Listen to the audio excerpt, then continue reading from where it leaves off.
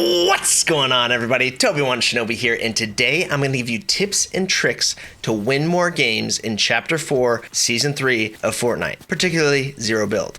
Now, much to my surprise and many other people's surprise, this season launched with no mobility, and you know how I feel about that. I'm pretty sad. I love mobility in Fortnite Zero Build. I think it's just important to Zero Build as builds are to build mode. But we've got no mobility, so therefore we have to adapt. Without mobility items, the storm is more dangerous than it's ever been in Fortnite Zero Build. That means you have got to stay ahead of the storm and you have got to get to circle early. I played pretty much all day yesterday and I found that a lot of my games, I was just trying to keep up with the storm and try to stay ahead of it. Oftentimes I was finding that I was making the mistake of fighting players near the storm edge or in the new safe circle without looking at the next circle. And what that did is it would put me in a position where I killed the other player, but now the storm's about to move again, and it's actually going to move a lot faster because now there's less players. And with one of the most recent updates to storms, the storm circle closes smaller and smaller depending on the amount of players, and so therefore the speed of the storm actually increases depending on the size of the circle as well. Ultimately, that means it's very hard to keep up with the storm in the later stages of the game. So with that being said, you've really got to be focused on your map and where the new circle is. Try to move to the new circle as early as possible. Do not be the person stuck running from the storm at their back and enemies ahead of them because you've got no mobility to avoid that gunfire, and you're just going to end up dead. It happened to me countless times yesterday, and finally I think I'm starting to absorb it through my thick skull how important it is to rotate to zone early. With all that being said, that means vehicles are more important than ever. I know that I'm always preaching to use vehicles in Zero Build, but now you really got to be using vehicles. You got to be getting to circle early inside of a vehicle because it's one of the fastest forms of movement in the game. If you can't find a vehicle, then use a rideable animal like a raptor, a wolf, or a boar. They're pretty good. They don't have as much cover and defense, but they also move pretty quick. So as far as movement goes, you want to master the movement that's available in the game. Right now, the mudslide mechanic is probably one of the most powerful movement mechanics in the game. And what this does is after sliding through the mud, your velocity of your slide greatly increased for about a minute or so.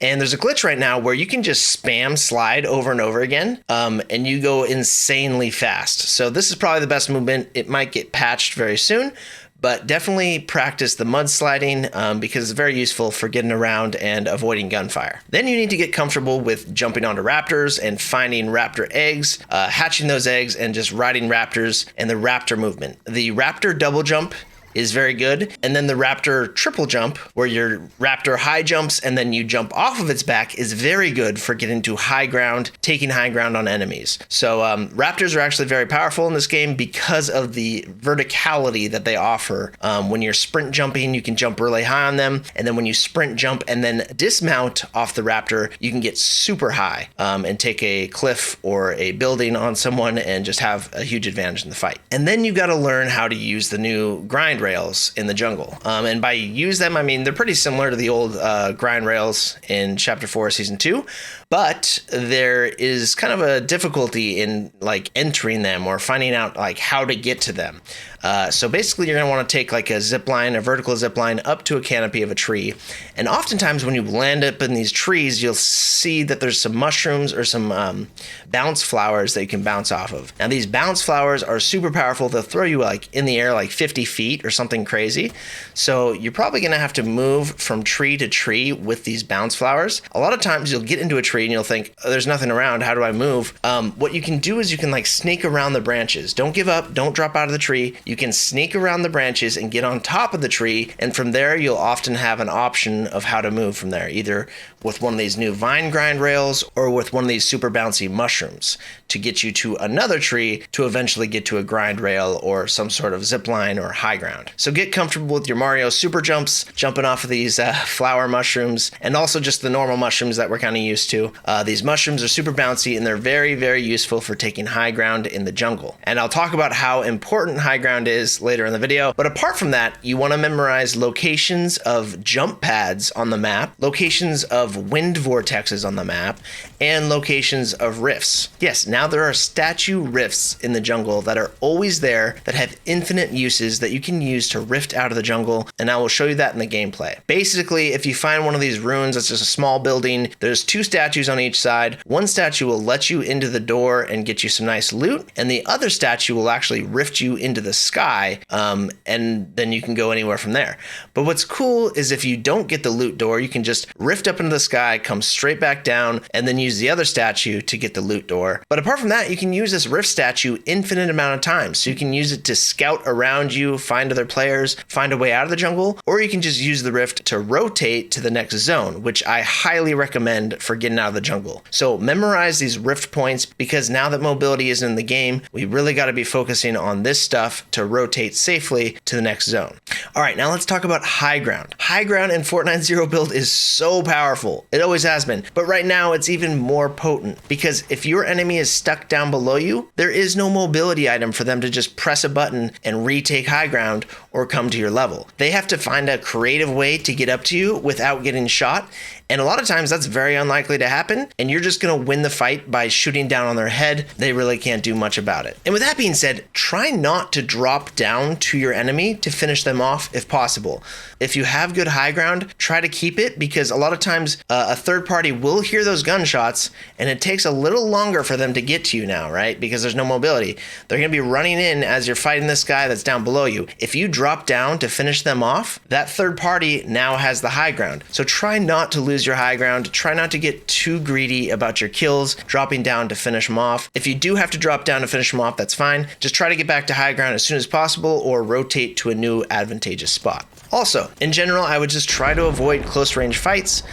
Because there's no mobility right now, people can't just swing onto you or sword dash onto you and start a close range engagement, which means you actually can control the distance of your fights a lot better. So if you're being very cognizant about how you want to fight people at what ranges, you have a lot more control over that, I feel like now. As long as you're using good positioning, good high ground, you can avoid taking most close range fights. With the drum shotgun being in the game, it's really kind of like a dice roll as to what's going to happen in a close range engagement. Oftentimes that drum shotgun can be super powerful. Sometimes it feels like it's shooting marshmallows, but yeah, what I would try to do is just avoid those super close range engagements. If you have to take them, try to use good positioning, right shoulder peeks, and high ground to win the fight. Try not to rely purely on your aim and your internet connection, because oftentimes that can go sideways. I personally know this myself. I am still trying to get better at this, not taking 50-50 fights. They call them 50-50 fights because it's basically a 50% chance who's going to win the fight if it's 2 good players fighting each other. Also try to avoid those close range fights, because you're going to get hurt very badly in most close range fights. If you're just out in the open, it's 2 guys just jumping around trying to outstrafe each other, you're both going to get really hurt, and there's a very good chance a third party is going to come rolling out from some other angle and finish you off. So try to control your fight distances. Try not to get third-partied by just using good positioning and high ground and taking your fights that way. So let's talk about heals. Healing in this game has changed a little bit now. For one, there's no chug splashes in the game. Interesting decision. I'm not sure why they took them out. I didn't think they were that powerful, but they're good. And then what that means is that legendary slurps are much more powerful now. They were already super powerful, but now they're even more powerful for 2 reasons. They're far and away the best healing in the game. It'll heal you up to like 200 health, both shields and green health. But also, much more commonly now, you can get off a slurp juice and fully heal up before the enemy even arrives to you. Because there's no mobility, that means they can't just jump onto your head once they've got you hurt. So that means you have a lot more time for that slurp juice to kick in and fully heal you before they arrive. And another healing item that is maybe underutilized is slap juice. Slap juice only heals for 15, but you can run while drinking it, and it also gives you infinite sprint. Infinite stamina, which means you can stay ahead of other players pretty well, because stamina is super important now. There's no mobility. So try to carry slap juices as much as possible. Sometimes I will carry 2 healing items like mini shields or big pots, and slap juices, because slap juices are actually kind of a form of mobility. All right, let's talk about the meta loadout right now. Personally, my meta loadout looks like this. Red Eye Assault Rifle for long range hit scan, Havoc Pump Shotgun for my close range engagements, Flapjack Assault Rifle as my cleanup weapon and mid-range weapon, Porta Bunkers for defense and rotations, and then Legendary Slurp Juice. So now you guys might be wondering, why the Havoc Pump? Why the Flapjack? Okay, Havoc Pump I find to be more useful when you're using good cover and using good positioning. The drum shotgun is very effective when you're up in someone's face, when they're out in the open, and you're just tagging them. But if someone's using good cover and right shoulder peeks on you, and you have a drum shotgun and they have a Havoc, they're probably gonna beat you. So if you're utilizing good cover and peek shots, I find the Havoc shotgun to be better, because you can peek out for a second, put a ton of damage on someone, and then go back into cover before they can really do much to you with a drum shotgun. Now, I'm not saying the drum shotgun's bad. I've been killed by it many times, but I'm starting to learn to just keep my distance from most players, because with a Havoc shotgun and a Flapjack rifle, I'm often going to win those engagements. All right, let's talk about the Flapjack rifle. Why are we using a Flapjack rifle instead of an SMG? Well, the Flapjack rifle is just broken, man. It's really, really good right now. I'm not sure, they might actually patch it. It's basically a pulse rifle. It's a baby pulse rifle. It doesn't have the long range hit scan of a pulse rifle like the Mythic pulse rifle did last season, but it mid-range and close range, you might as well call it a pulse rifle. This thing shreds, especially at the Mythic version. The Mythic versions can be found from all the vaults in the game. They've added new vaults as well to the medieval tower castles in the game. You basically kill the boss and you get the Mythic Flapjack as well as legendary slurps, and I highly recommend going after it. So Flapjack rifle has really good pull-out draw time. I didn't really notice a difference between the draw time of the Flapjack rifle and the draw time of an SMG or pistol. And I feel like the Flapjack rifle is just more consistent and dependable at medium and close ranges. The hip fire on this weapon is really good. The medium range on it is crazy, and it has a huge magazine, so you can really take like 2 engagements, kill 2 people before even having to reload. You can put a lot of pressure on people with this gun, and it's just amazing. The combat SMG is very good. It can shred at close range. It'll do a lot of damage a lot faster than you think, but it's got really, really bad recoil at longer ranges. Unless you've got a really high rarity, then it's pretty controllable. But like, you know, green and gray versions of the combat SMG are very hard to control. You really have to be tapping the trigger, and at that point you might as well be using a Flapjack rifle. So yeah, I think the combat SMG is very good, but honestly I think I'd take the Flapjack rifle over it in any situation, just because of the flexibility of that gun. Now the pistol is always good, still is, but honestly, I just find the Flapjack to be a little bit better at medium range and just as effective at close range. So I'm using the Flapjack rifle as my cleanup for now until they patch it. And let's talk about porta bunkers. Why am I carrying porta bunkers instead of another set of heals or something else?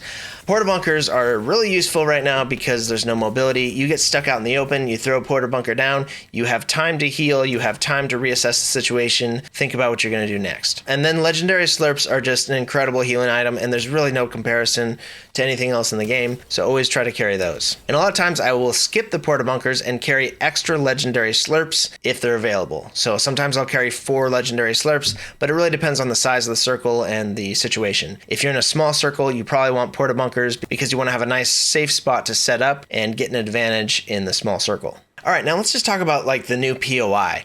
The jungle is a wild place, guys. It's crazy. You do not want to be on the ground floor of the jungle very often. And if you are on the ground floor of the jungle, you want to be using some sort of mobility movement like a raptor or a truck, because dang, it is really easy to get third-partied on the ground floor of the jungle. There's just a lot of different angles people can hit you from, a lot of high ground they can hit you from that you're just not aware of where these players are. So try to use the canopies. If you are on the ground floor, you know, stay near cover, use vehicles, use raptors, whatever you can, use those vines, zip lines, try to stay off the ground floor as much as possible. Now, a lot of these ruins in the jungle also have great loot. Many times there's a door that'll have like a diamond shape and it has like a color to it. If you have that color item or greater rarity, so like if it's a purple diamond, then you need to bring a purple item to the door, offer it up, up, and basically you lose that item, but you get access to the loot behind the door. And some of these doors will actually bring you to a puzzle that needs to be solved that basically requires you to extinguish or light flames in the room. And the way to figure out where these flames need to be lit is by going upstairs to the next level and looking at the flame locations on that level. Sometimes there'll be these like fire pit flames that you need to look at if they're lit in the northwest corner or the southeast corner or whatever it is. Find all 4 or 5 of them and then map that to the actual puzzle room so that those match. Once you match it up, then the door will open. And then again, some of these little ruins have a statue that will open the door or rift you out, and you can rift infinitely. Basically, there's no puzzle here. You just touch the statue, and maybe you get rifted out, maybe you get the loot. And these rifts are super powerful. Rifts in general right now are super powerful. If you see a llama, don't kill it. Let it bounce around until it turns into a rift so that you can use that rift to rotate later. Because again, with no mobility right now, rifts are one of the best ways to travel. You get a lot of elevation. You can travel a far distance without anyone causing any drama. Another thing I'll say is if you don't want to be trying to deal with the storm and all the drama there, try to land in a location that's central map, but maybe not in the depths of the jungle where you're going to get third-partied like crazy and just have all kinds of crazy fighting. Maybe land outside the jungle and a little more of a safe location near the center of the map so you don't have to worry so much about trying to get across the map if you get a bad zone pull. All right, guys, that's pretty much it. I wanted to make this video because personally I was having a hard time adapting to this no mobility meta and just kind of like, the new mechanics of this season and the new POIs. And yeah, it's just a very different gameplay, and I was honestly having a challenge with it. So I really had to sit back and analyze what was happening and kind of came to this conclusion about these things. And I really hope it helps you. If it did help you out, please leave a comment below. Let me know. If you have any tips or suggestions yourself, we would love to hear them. We're all learning. I'm still learning here. This new season requires a lot of learning for sure. So yeah, please share your tips or tricks. We'd love to hear them. Overall, this season for me has been challenging, but I think I like it. It's a refreshing type of gameplay. You have to learn the game in a different way, which is always, interesting, fun, also very frustrating at times, let's be honest. But I'm having a good time.